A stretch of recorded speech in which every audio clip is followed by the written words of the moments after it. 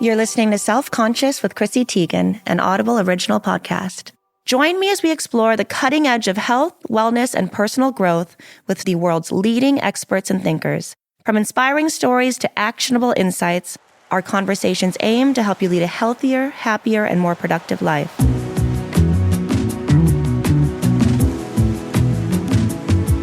Before we get into today's episode, I just want to be real with you for a second. This one's about the complications that can arise with pregnancy, the scary stuff, the painful stuff, the stuff no one really warns you about. And look, I don't care how many books you've read or how many apps you've got, how organized your birth plan is. Nothing prepares you for that awful silence in the doctor's office or the look on the doctor's face when they're about to tell you news no one should ever have to hear. There's this weird kind of loneliness that comes with it, because while everyone else is posting their bump pics and throwing baby showers, you're sitting there juggling risk factors, medical charts, and heartbreak, and maybe no one around you even knows. My guest today is Emily Oster, a parenting data expert and economist whose latest work, The Unexpected: Navigating Pregnancy During and After Complications, is all about the parts of pregnancy that we prefer to keep quiet: miscarriage, stillbirth, preeclampsia, postpartum mental health. She joins us to talk about what happens when pregnancy doesn't go as planned and how to move forward, not just with more information, but with more power, more clarity, and a little more compassion for ourselves along the way. Emily Oster, welcome to Self-Conscious.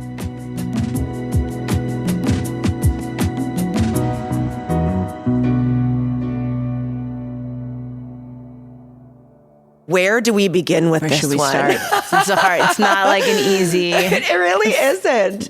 This topic is just so heavy, obviously, but I was really excited to have you here to be able to talk about it, because when I am out and about, my pregnancy journey and IVF journey and pregnancy loss journey is what I get approached about the most, more than pasta sauces or more than John's music or anything else I've done. People really love to feel seen in this space. So thank you for being here. Thank you for having me. So what did make you want to write about these hardest parts of pregnancy? So my first book is about uncomplicated pregnancy. It's called Expecting Better, and I wrote it when I was pregnant the first time. And I then spent a decade talking about that book with people, and many of them would come and say, your book was so great. I loved it during my first pregnancy. I read it, but then this happened, or then I had a miscarriage. Then I had hyperemesis. Then I had postpartum depression, and I need more answers. I want to know. And the first question everyone always is just, is it going to happen again? You know, now we're thinking about another kid. Is this going to happen again? And I did not have answers for them. And so this book is really unlike most of the other stuff I write, which kind of comes out of the things that I experienced as a pregnant person or as a parent. This really comes out of a desire to answer the questions that I get from others, and to try to help people both answer the question, is this going to happen again? What does the data say?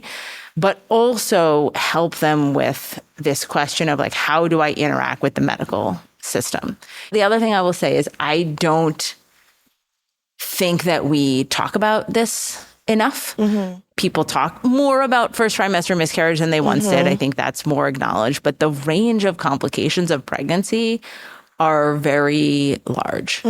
And they are still not something that is public enough. And that's something we should talk about. Well, first of all, I'll say, for anybody that doesn't know, I had a placental abruption with our baby Jack, we had named him, in the 21st week of pregnancy. So I was bleeding terribly for weeks, honestly, but it started to get really bad. And I think the weird thing for me was there was no pain with it. I was just bleeding. And there was no cramping, and I didn't really know what was happening. But I do recall a doctor named Dr. Steve Rad, who came into the picture around the time of my abruption. And I just thought he was another doctor that I could see if my other doctor was busy or something. And then it wasn't until like a year after that I learned he was a high risk doctor. Like I had no idea. I thought he was just my other doctor.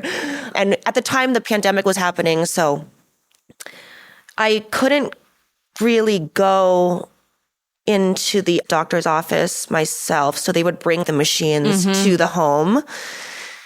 And we're just monitoring things closely. And then that's why for me, this book is so important, is because I personally, having incredible, wonderful doctors, I didn't know what was happening to me.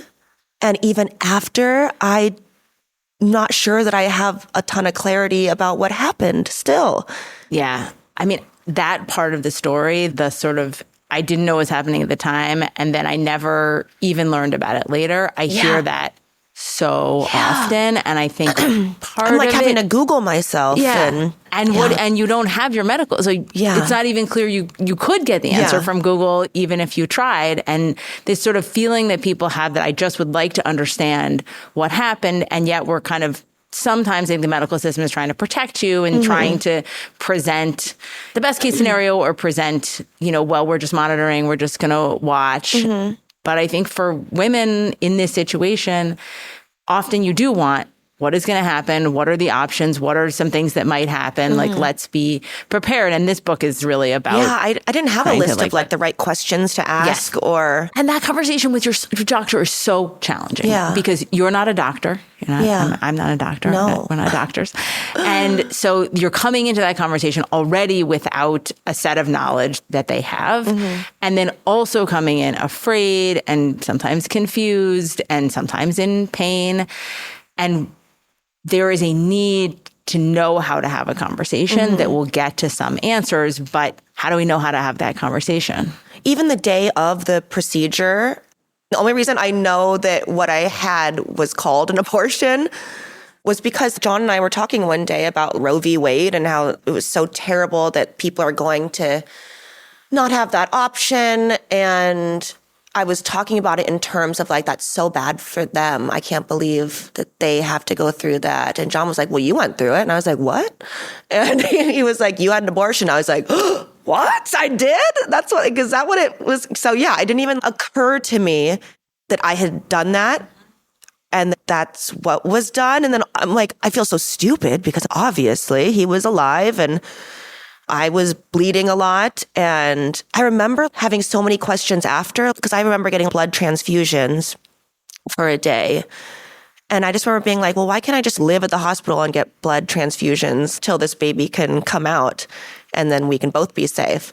It was just so wild to me that I had an induced abortion. And then there were so many things that I would have changed about the whole process that I have big regrets about. Just if I had known more. Like what?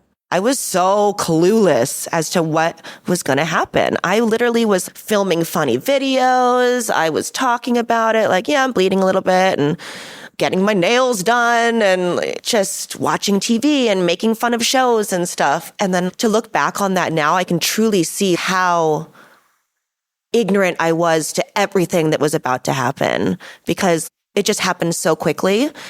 I wouldn't have changed the procedure or obviously choosing to save my life, but I wish I would have held him longer or sat in that moment more because I actually was scared to look at his face because I thought it would be in my nightmares.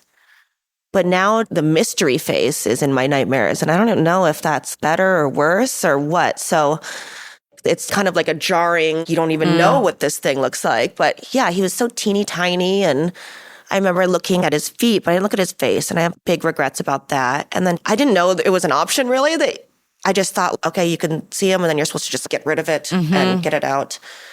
And I still don't know. Would they let you hold him for 5 hours if you wanted to? And probably. Yeah. We are so bad as a society about death and grief. And I think that comes up in these pregnancy spaces, loss spaces all the time. And it comes up at end of life care too. You know, people die and then they're just going to take them away. It's well, actually, like sometimes sitting with someone, even when they're gone, is a thing people need. And so this book is co-authored with a maternal fetal medicine specialist named Nate Fox. And so one of the things he talks a lot about is the idea of radical acceptance of kind of holding that this terrible thing happened and then trying to figure out how can you have love or joy or whatever after grief, and how do we sort of hold those things at the same time. And I think it is very, very hard in that moment. And I can hear you giving yourself a hard, well, I should have done it differently. I should have done like, but how can you possibly? I know. How can you possibly hold yourself to that after? Nobody knows how we're going to react in that moment. Absolutely. Yeah. It's so interesting because even though it is done and past, I still have so many questions. I try not to think about, obviously, because it's so dark, but I don't feel like I still have any clarity on a lot of things. So, like, can I ask, when you got pregnant again, did you have these conversations about, you know, would this happen again and what? No. Wow. Yeah, I really didn't. Yeah, when I got pregnant with SD, we had a surrogate at the same time. I was trying to have a baby at the same time as her so they could be like twins, basically. But my doctor would not let me because I did IVF. So I could have put 2 embryos in, but they were not feeling that exactly. Yeah. So, and you know what's so crazy to me is that I actually just went and did my like annual checkup thing, and my doctor is very... John has high cholesterol, high blood pressure, and I just found out that I have high blood pressure. And then right before you arrived today, I was looking up like causes of placental abruption because I'm still researching my own case. And it said high blood pressure and preeclampsia. And I'm like, oh yeah, I had those things. And I still have high blood pressure. And I don't know if my high blood pressure was regulated with SD or if I was supposed to be doing things in a different way. Like, thank God it all worked out. But so placental abruption is almost always just a random occurrence that just happens and doesn't particularly happen. I mean, it can happen if you are in an accident. It's the reason they tell you not to go skiing during pregnancy. You fall down. You can that kind of thing can be a source or a car accident. But most of the time, it's just a thing that happens at random, and not because of high blood pressure, actually not because of preeclampsia, which is a separate complication, not because of something else you did or something you ate or some kind of like any of these things. Are they ever viable? Like, so before? If you have a placental abruption late enough in pregnancy and the baby is delivered fast enough, it can be fine. And a very mild placental abruption, you could in principle push for several more weeks, but most of the time a placental abruption before viability would result in a second trimester miscarriage. Okay. Yeah. Yeah, see, I still have questions. So many years later. I remember hearing so much about people's crazy childbirth stories. Yeah. Like everyone's always like, oh, the heartbeat, we couldn't find it, we couldn't do this. It was always like, and the story is always so big and crazy. And then, you don't really hear about the loss part as much, obviously, because it's like, some people are like ashamed or just try to distance themselves from it so much. But yeah, everybody's so willing to talk about their crazy childbirth story and knowing that their baby is healthy now and wonderful and everything's great. But I never once, I'm like, maybe I did, and I'm blocking this out too, but I never, when I made a decision to get pregnant again, I would just told myself, honestly, there's no way this could happen again. And then reading some of your book, I'm like, oh my God, the odds are there that it could happen again. It could happen again, yeah. And with almost any pregnancy complication, there is, an elevated risk of it happening again in a later pregnancy, although it varies a lot. So actually, in your case, the risk of a repeat placental abruption is higher. The risk is higher than it would be if you hadn't had one, but it is not very elevated. Whereas for some things like gestational diabetes, if you had gestational diabetes in a first pregnancy, it's extremely likely you will have it in a second one. And there's a number of other complications like that, which you should expect them to recur.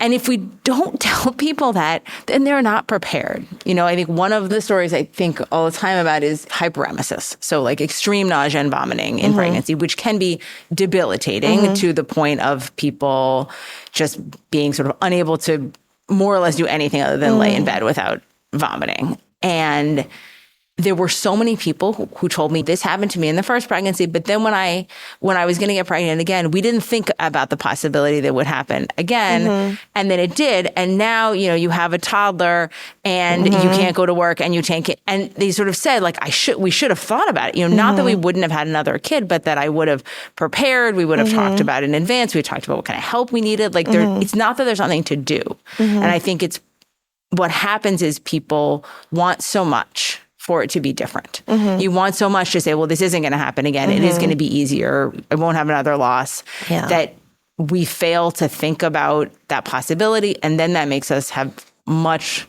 less of an opportunity to prepare or make it less likely to happen. I remember looking at John and just being like, I want to be pregnant again. That can't be how my story ends. I would be laying on my deathbed so regretful that I didn't try again. And then honestly, I was prepared for maybe losing a baby again. But I'm like, I just did that. I went through it. How bad could it be if it happened again? Honestly, like I survived that somehow. So like if it does happen, okay, we can get through it. We just did. But on the bright side, like we could have this beautiful little baby after. But yeah, I guess that was like just going into it blindly. I didn't have any fear really. So maybe that blind faith. It was good. Probably served me well. I would have another kid again, and I wouldn't think about it. And I still wouldn't ask. I don't know if I'd even ask the questions then. I think that's a very interesting difference across people. I think there are certainly people who would say, like, I want to know every single thing. Let's go line by line through my medical record so you can tell me, like, what happened here, what happened here. That's not me. And I think there are people who would say, you know what? I don't really want to know. Like, it's really important to me to have another kid. Yeah. And I want to do that. And I want to move forward. But I still think, even in that case, there is a lot of value in at least opening to say, I'm really confident that this is what we want to do. This is really important to me. But if there is something we should be doing differently because of my past history, let's talk about that now. There's something about asking, is there something I should know?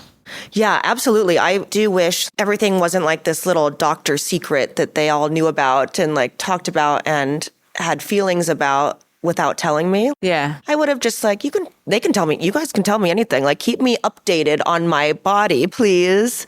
I think when we interact with our doctors, it's almost like that's the first conversation you want to have is, what's the communication I want? Like, am I a person who wants to know every single number and go through this? Am I a person who wants to know when something's wrong? Am I a person who only wants to know what you're going to do? And I don't actually want to know how worried you are. Like, we all are interested in interacting in different ways. And I think that it's hard for doctors to know what kind of patient they're facing. Yeah. And I've always been that kind of person, though, that would just let the experts do their thing that they're good at. And it's like the opposite of me. I'm always the person who's like, you're an expert. Well, let me see. I'm going to look into that. I'm going to look into that information. Trusting, like, of anybody, honestly, really. I just trust that they know what's best. And we've said it before on this podcast, but like, I think it comes from never thinking my body was my own anyway. I've always been like very detached from my own body. Like, other people used it or took pictures of it or like abused it. And so like I've just detached from like really being like an advocate for myself because it's like, it doesn't feel like it's mine really.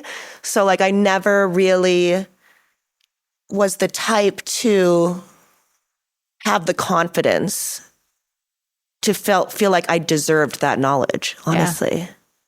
But so, you do. I know. And I could look at any of my friends and know that they deserve to advocate for themselves and it's your body. But I also like, when it comes to me, like, I didn't want to be like a annoying, like, bother. I don't like to like bother people. I know. And I always felt like if I nitpicked everything or needed to know information on every little thing that I would be seen as a bother.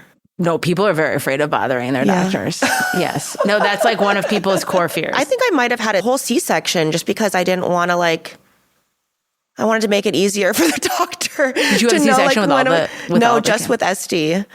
probably be easier on her if she knew the date and time that we were going to have this baby. I just like, that's why I'm stupid. I'm an idiot. One of the ways I read what you're saying is that sort of coming in and saying like, you're the expert and I'm going to trust that you are doing the best thing is the thing that it makes you feel like relaxed. And for me, it is the opposite. Stress you it's the out. opposite. Yeah. Like I want to know exactly what is happening and understanding, I spend a lot of time in the medical space. Like I know a fair amount of the jargon.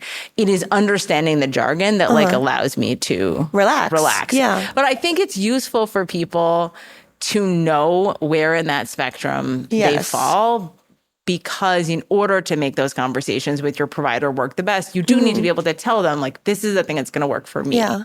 I didn't take breathing classes, and I didn't even really know. I knew about the tearing and stuff, but I was pushing so hard. I got all my babies out so quickly. I remember with Luna, I had broken every capillary in my face because I was pushing so hard from my face and couldn't feel what I was actually doing. They all came out so quick. I mean, the labor was long, but like once I started pushing very quickly, and oh my God, I tore like left, right, center, everywhere because I was pushing so hard, so fast. Didn't really nobody told me to maybe just I thought the goal was to just get the baby out. But oh my God, if I didn't experience, I would have had a way better, if I had known that maybe obviously physics is going to say that if you're just inching this little baby out, you're not going to tear so badly. But I will say recovery wise, for every pregnancy, it was really fucking hard because of the tearing. And so that's another change I would make. I would take my time with the process of the pushing. Almost everybody has some tearing, but it's right that there are. What's that like without degrees. An epidural? I think pretty simple. I think at that. It's all at the end there. It's all really a lot. I'm not sure you can really super distinguish the different pieces of it. I remember them putting a black trash bag at the end of my feet and just scooping water and fluid and blood. All I remember about that was these chucks. Do you have these waterproof? The wee pads. The wee blue pads. Ones, the blue edges. My husband was like, these are amazing. And then he just went on Amazon. He was like, I'm ordering these. We need these for the house. I don't know. And then for years and years, we had these wee pads around everywhere. I remember oh my God, I was so grateful for that Frida bottle. Oh my God, that little one with the little spout that turns.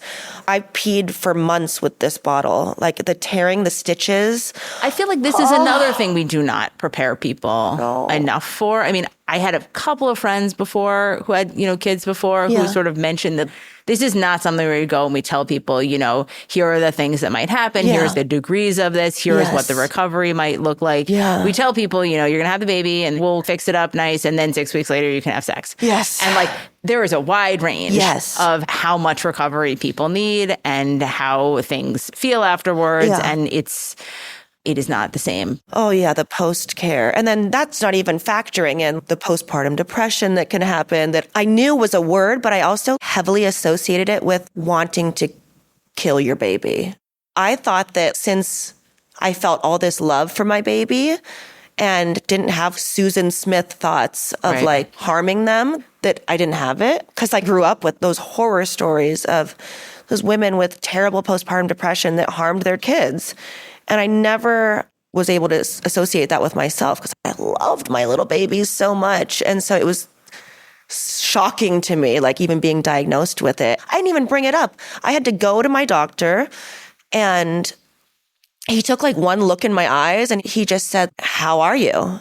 And then I remember being, "The baby's so good." And he's like, "How are you?" And I just went, "Whoa," and I just lost it. That's all it took was for someone else to see my eyes, the look in my eyes. And I wish people knew about just the wide spectrum that can go 15 into. to 20% of people have postpartum depression. And this sort of effectively postpartum psychosis, which really is what we're talking about with sort of Susan Smith, that's much rarer. I mean, that's that's really, really uncommon. But postpartum depression and postpartum anxiety are incredibly common. I mean, I just listened to a podcast on Susan Smith and they didn't say psychosis. They were still describing that kind of stuff as That's what depression is. Yeah. And then I think people think just because I'm not enjoying my life and I feel terrible all the time, well, but I love my baby. Yeah. As you say, like that's not, I mean, this is why it is so valuable to have some kind of to have screening, but a lot of people don't get screening. Yeah. So I think we need a little bit more of a normalization of every adult. I think basically every adult in the house should do a depression screen like every 2 weeks. I will tell you right now, I didn't even know that there was one. I didn't know. You can get it on the internet. You get there's a bunch of questions, you get a score. And this isn't how we diagnose depression. Eventually you need to see a doctor, but there's a sort of simple way to just have everybody answer a bunch of questions, add up their score and be like, okay, how are we doing? And I would have, in my perfect world, I would have everybody's partners do it too, because postpartum depression in a different way can happen for dads and non-birthing partners as well. And it's almost never diagnosed. I do think I was given that by my gyno after. I feel like it. That's so interesting. I really I just kind of assumed that if you felt like you had it, and that's all you needed. But I do those score things often because I do a lot of ketamine therapy with IV. And every session you have to fill out this very long questionnaire. And one is like the anxiety scale. Yeah. And then one is depression, basically. But yeah, I don't remember there ever being like a specific postpartum one There's in my life. Specific postpartum one. Who is giving that? So it is common for it to be given at an OB checkup at like 6 weeks, although a lot of people don't end up having those. People have started giving them more at pediatricians' visits because we know that people are showing up at the pediatrician with their baby, so it's an opportunity. But this isn't a complicated form. It's like it's in like more than one of my books has a copy of this form in it. It's just a very simple set of questions. And I think partly the value of having people do it at home is, when you go out to the pediatrician, again, there's this sort of experience with the doctor, like, I don't want to bother them. What the answers are. It's just not a sneaky form. It's like a Cosmo quiz. It's like, how are you feeling? That the answer is looking for no, I always feel happy. I'm always doing my Kegels for sex, whatever it is. The answers that they're looking for. And so I think when people are in a situation in which they're doing this with a doctor, my guess is this is underdiagnosed relative if we said, do this honestly in your house when you are not feeling pressure from someone else to perform in some way. What do you hope this changes, not just for parents, but for doctors, systems, and the broader conversation around pregnancy? The first thing is I hope that it changes how much people feel they can talk, if they want, about what has happened and how much awareness there is, not to scare people, not to say, here are all the terrible things that could happen when you're pregnant, but to put people in a situation to be prepared for those possibilities and to feel like they can advocate if they happen. I also feel, I wrote this book together with a doctor, and a lot of the book is about communication and is about how to make those conversations that you're having where there's not that much time and the stakes are potentially very high. How do you make those conversations productive? And I think that is a message that could be heard by both patients, but also by their doctors. And I hear a lot of people who don't feel listened to, and a lot of doctors who feel like their patients are questioning them in a bad way, but just that they're sort of up against something where they're trying to explain something and people are not understanding it and they are trying to do the best, but it's a complicated medical situation. If we can improve the understanding on both sides and the sense of how to have those conversations, that would be one of our significant goals. Yeah, and this is all assuming you have a doctor that you feel comfortable enough talking to or bringing these things up. And one of the things we do talk about in the book is how do you decide if you should get a different doctor? Yeah, Because I think that your doctor needs to fit you. Yeah. And there can be amazing doctors who are not the amazing doctor for you. And we are very reluctant to quit our doctors because people feel bad. It's like telling your doctor you're a sucky doctor. You're a bad doctor. But that's not what it's saying. Someone could be a great doctor and not great for you. And so really, particularly in these situations in which you're coming out of a complicated pregnancy and thinking about another one, it's a good time to ask, do I have the care team that is the right care team for me? I will say, I think it's worth people asking that, even if the first pregnancy was good. I moved cities between my two pregnancies and switched providers just because I was in a different city. what are some things that pop up, some red flags that happen that'll tell you you need to switch caretakers? The number one is not feeling listened to.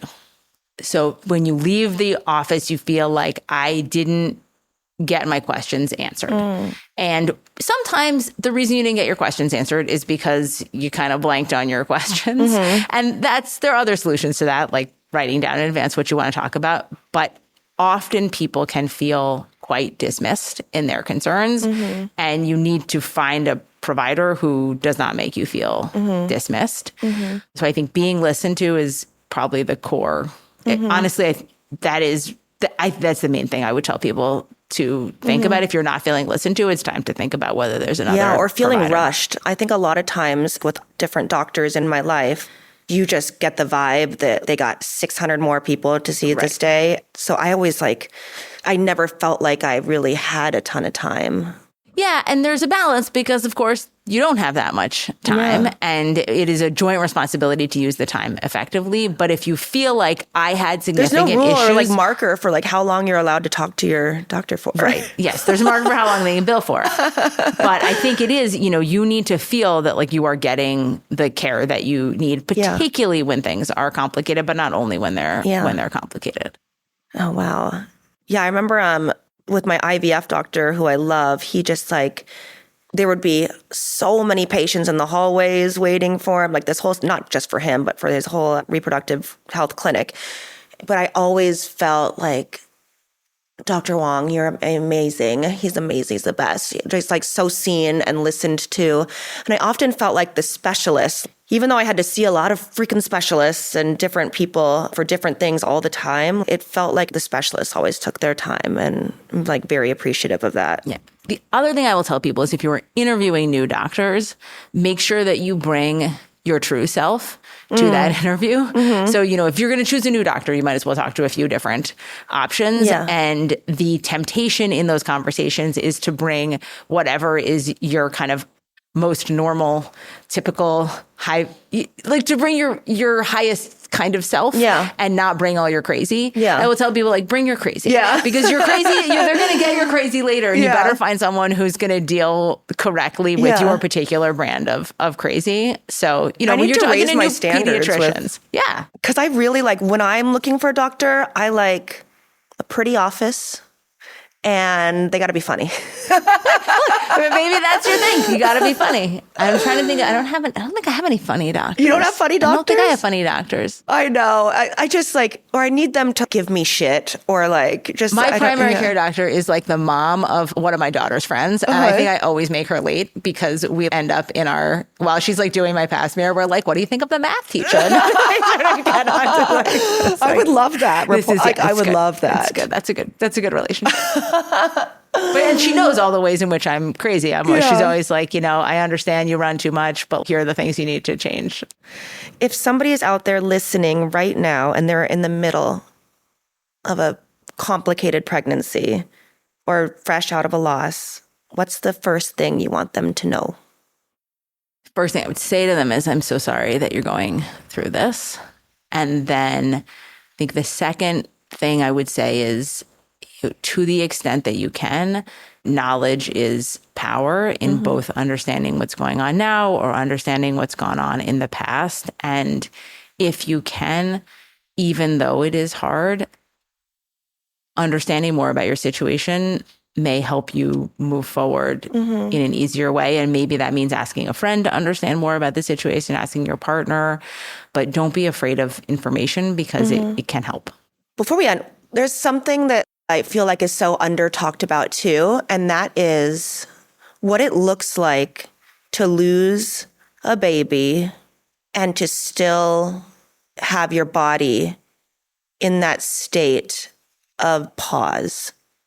And every time you look at that body, you are reminded of the loss. You're now I'm big with no baby. And it's something that was that for me was really, really hard because it's number one, a constant reminder, but also it changed my body forever. No diets ever worked the same again. It put my body in this state of pause that I fucking hated so much. And actually, we spoke to somebody on the podcast about GLP-1s and how everyone loved to shame people for it. And I will say that was the only thing that like brought me back to feeling like myself, because I was stuck. I could not lose the weight and I just couldn't look at myself anymore. This like non-working body that was ferociously paused at 20 weeks pregnant for a year, like couldn't do anything about it. It felt like such a dumb thing to talk about because after everything you've been through, you care about like that. But no one ever talked to me about it, or like, how can we get healthy again for the next one? Like, what can I start doing before I get pregnant? And what would have happened? I don't know. Like, what if I got pregnant with that weight on, that pause of the 20 weeks? Would that, I'm starting at a totally different number now for how much I'm supposed to gain. Okay. I gained a lot during pregnancy. I gained like a lot. There's like many things in there, but there's this sort of piece of the grief of a loss at a later stage where, depending on how far along, people will lactate. You know, there's kind of, you come home, stillbirth, 1 in 160 pregnancies ends in a stillbirth. Wow. And in those situations, people often, be recovering as if from a full-term pregnancy and lactating. And as you say, then it's all of the terrible features and not the baby. And I think that there's there's almost nothing to say there other than that makes it even worse. And, there's a few things that people can do to lower some of those symptoms. But at the end of the day, it's just the same kind of recovery. And I think that we do, exactly as you say, make it seem like caring about how you look is somehow how could that be the thing that you were worried about? But we look at ourselves in the mirror every day. And that is part of the identity that we carry. And if the identity that you carry is reminding you all the time of a loss, then that's not good. And to say that somehow wanting to go back to where when we look in the mirror, we are not reminded of that, whatever is the method for getting there, I think that we have to give people grace.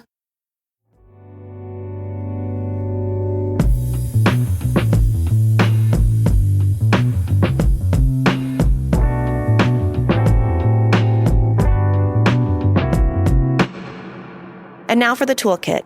Each episode, our guests distill their expertise into practical and actionable insights. Today, Emily shares practices aimed at helping anyone who has difficulty communicating with their doctor. All right, Chrissy. So this first exercise I'll call 4 questions. And it is really intended for people who are coming out of a complicated pregnancy and want to talk with their doctor about the possibility of another pregnancy. I think it also applies in other medical situations if you are coming out of something and want to understand how to move forward. So it's really about structuring conversation through 4 questions. So the first question is, what happened? And imagine in this question that you want to get to not just what was the name of what happened, but really what exactly were the circumstances that happened. Can you walk through these events with me, even though that's sometimes very hard? I can't tell you, like, that is so meaningful because I didn't do it. And many years later, haven't asked. There's still a chance. So to say sort of what exactly happened, when did it happen, let me understand everything about the situation. And the second question is, why did it happen to me? And that is a question I think almost anyone has asked in the frame of, why was I punished like this? Why did this happen to me? But here, I want you to reframe that question as, were there any circumstances about my medical history that made this more likely to happen to me? So not, why did this happen to me? What did I do wrong? But just, can we understand if there was something about my situation that made this more likely for me? And that's another way to just understand what happened. And sometimes the answer will be, no, this was just random. And sometimes we will say, well, here is a risk factor that you had that might explain why you were more likely to have this than someone else. So the third question is this going to happen again? And in the pregnancy case, that's the hardest question to answer, but it's also the one I think is most helpful for moving forward. And there are a lot of different things that are going to go into, is something likely to happen again? And some complications are going to be more likely to happen again and are almost certain, and some are going to be very unlikely. And when Nate and I talk about this in the book, and when you think about it, I think it can be very helpful for people to sort of understand the risks in kind of 3 buckets. So thinking about one possibility is it's very likely this will happen again. Say, more than 50%. I should expect this to happen again. A second would be I have an elevated risk, but it's not certain. And then there's a third bucket, which is it's really unlikely this will happen again because it's just an unusual circumstance and not likely to recur. And so trying to put your risk probability in one of those 3 buckets, which then can help you figure out how to move forward. Sometimes if you want to move forward, but even if you do, know that you want to move forward with another pregnancy to understand what should we expect to happen. And then the fourth question is, what can we do to make this less likely? And once you have thought about, what really happened, why did it happen to me, what's the likelihood it happens again, then we're in a much better position to ask, okay, what can we do to make this less likely, or what can we do differently? And sometimes the answer to that will be, here's a treatment that can lower the risk. So when we talk about something like preeclampsia, there are treatments that can lower the risk of recurrence, and we want to make sure people get those. But sometimes it's really about being prepared for what we're going to do to treat the symptoms if it does happen again. So in something like postpartum depression, there's a really high likelihood of recurrence. If you've had it with one pregnancy, you're very likely to have it with another. But we know that if we get ahead of that on treatment, if we give people access to medications during pregnancy, or we're really aware to make sure to start using medications right after pregnancy, that can make it much less likely. So again, there's so much in each of these pieces, but if you come into what will be a complicated conversation and you want to make sure you hit these 4 things, that can really help you structure how you're talking about things. I will carry that forever.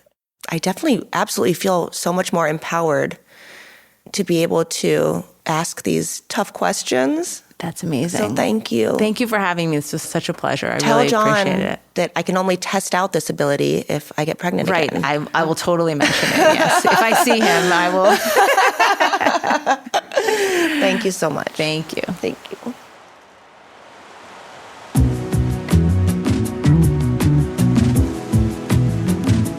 Emily, I want to thank you for joining me today on Self-Conscious. Emily Oster's The Unexpected, Navigating Pregnancy During and After Complications is available on Audible. Until then, tune in, turn on, and feel better. This is Chrissy Teigen, and you've been listening to Self-Conscious, an Audible original podcast. This has been an Audible original, produced by Audible, Q-Code, and Huntley Productions. Hosted by Chrissy Teigen, written and executive produced by Jimmy Jelinek. Executive producers for Q-Code, Shen Yen Hu, and Alexa Gabrielle Ramirez. Executive producer for Huntley Productions, Chrissy Teigen. Executive producer for Audible, Stacey Creamer. Recorded and engineered by Ben Milchev. Filmed by Bridger Clements. Production coordinator, Brian Coulter. Edited, mixed, and mastered by Ben Milchev. Head of Creative Development at Audible, Kate Navin. Chief Content Officer, Rachel Giazza. Copyright 2024 by Audible Originals, LLC. Sound recording copyright 2025 by Audible Originals, LLC.